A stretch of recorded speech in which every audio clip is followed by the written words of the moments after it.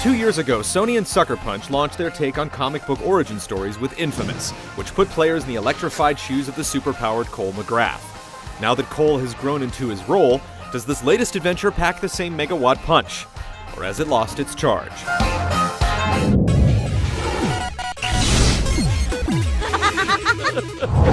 Whoa!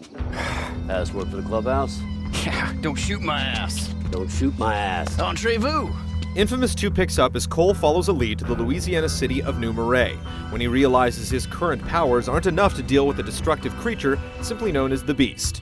You're constantly reminded that the Beast is coming as it burns its way down the East Coast, but New Marais is fraught with its own perils, including flooded neighborhoods, vicious swamp monsters, and an overzealous militia. Choices between good or evil are bolstered by Cole's new female allies, Nyx and Quo, serving as the devil and angel on Cole's shoulders and aiding him with powers of fire and ice. The two offer dramatically different solutions to Cole's dilemmas, but their personalities aren't as binary since Quo is often belittling and it's easy to empathize with Nyx's motives. The villainous militia leader Bertrand takes center stage, and he's fiercely opposed to Cole's presence, drawing a racial divide between conduits and humanity, recalling similar conflicts in the X-Men stories. We can't show you the unforgettable opening and closing chapters, but look forward to big set pieces and big revelations that leave a profound impact. I got nothing to say to you, freak.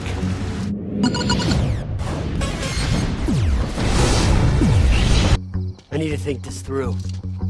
You guys be ready to act! Think what? Cole! Like Empire City before it, New Marais is isolated from the mainland, consisting of 2 islands split into 4 main areas surrounded by gulf and bayou. You can explore the city however you choose, but since many of Cole's powers rely on draining electricity, powered down areas of the map leave you vulnerable and are often swarming with tough enemies. Instead of venturing into the sewers to reactivate the grid, you'll now guide Tesla missiles to a series of generators, defending each one in turn. Hallelujah! With its sandbox-style gameplay, you can continue the story whenever you choose. Completing story missions often results in several new side quests appearing on your map, and finishing side missions secures a block of territory, resulting in fewer random enemies in that part of town. Some quests certainly fall into templates, like searching for hidden packages, tracking down convoys, and zipping through race-like overcharge events, but there's enough variety to keep them from getting stale, as well as plenty of unique events like fighting off a squad disguised as street performers. Many of the side quests fall into the game's morality system, giving you a choice between good or evil missions in an area. Morality choices also play a much bigger role in story quests, offering 2 significantly different approaches to a dilemma. For instance, you can get a group of rebels to join your side by helping Quo deliver an ambulance full of medical supplies, or you can have Nyx disguise herself as a militia member, shooting up the town while you pretend to come in and save the day. Karma's a bitch.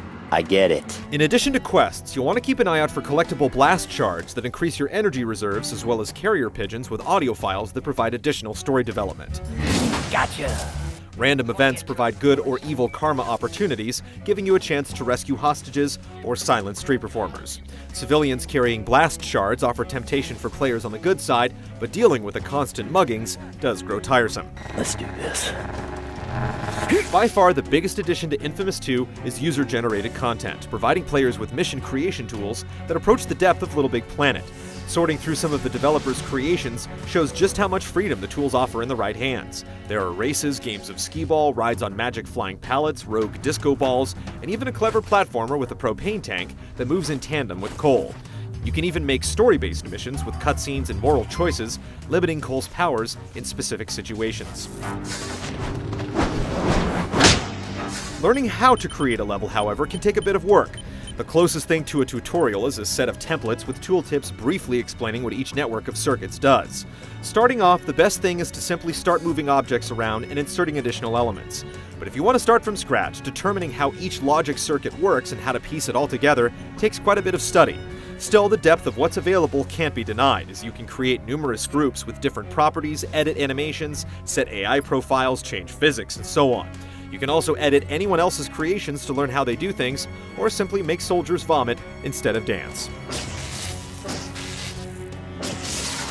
User-generated levels appear in the world just like any other quest, and there are a number of filters to determine what types of levels you want to show.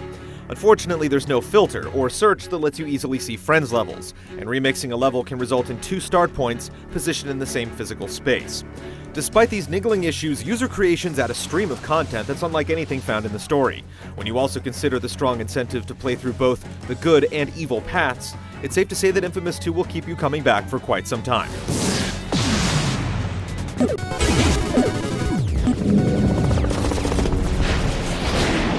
Textbook Hearts and Minds campaign. We give them something they really need. Yeah, like my foot up their ass? Infamous 2's gameplay is a mix of parkour and third-person shooting powered by a host of electrical projectiles. While previews indicated Cole's powers wouldn't be reset, you don't start with a full arsenal. Basics like grenades, rail grinding, and static thrusters are there from the start, but it's quite some time before you regain Cole's rocket and sniper abilities. In spite of this, there's much more variation to the powers than before. Even Cole's standard bolt can be switched out for more powerful magnum shots or a rapid-fire bolt stream via a quick swap menu. Unlocking powers is tied to story progression and experience, but you'll also need to pull off a series of stunts like getting headshots or blasting guys off the tops of buildings, teaching you to play with style. Your karma rating also plays a role, allowing Hero Cole to throw clusters of grenades, while Infamous Cole gets exploding headshots. Depending on which path you choose, fire or ice abilities are also added to the mix midway through the game. Give her a try. There's an increased emphasis on melee combat thanks to the new amp tool, which is essentially a large tuning fork, but close quarters combat is still best saved for monsters. You don't want to run headfirst into a gunfight. You'll also have to contend with larger opponents ranging from militia helicopters and fast-moving ice soldiers to monsters the size of buildings, each requiring you to nimbly dodge and counterattack. Hello, baby. The cherry on top is Cole's new set of ionic powers, allowing you to unleash tornadoes, blasting enemies with ice fields, or drain the life out of everyone nearby. You'll need these abilities to clear out large groups of enemies, but if you're on the hero path, you'll have to be careful not to hit civilians who often get in the way in their efforts to help. Climbing still entails a bit of awkwardly mashing the X button to kick your way up the sides of buildings, but a lot of focus has been put on making traversal faster and easier. Similar to grinding on power lines, there are electric rails to zip you skyward. Your static thrusters get a boost, there are several powers to launch you off the ground, and late in the game you get the lightning tether, which lets you grapple to rooftops from a distance.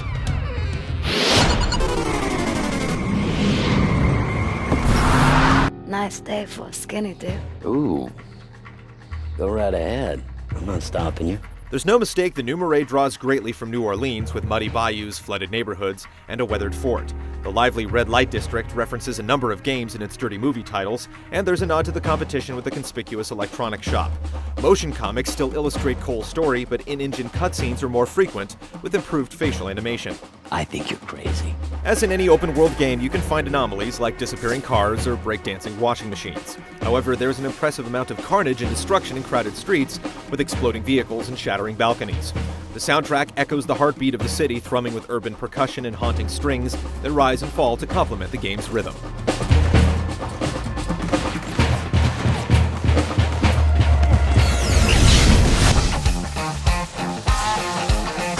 Infamous 2 excels with a varied open world bookended by monumental set-piece battles. The inclusion of user-generated content constitutes almost as a game unto itself, and while the morality system isn't one that calls for tough decision-making, it pushes even further to provide two dramatically different gameplay experiences. It is official.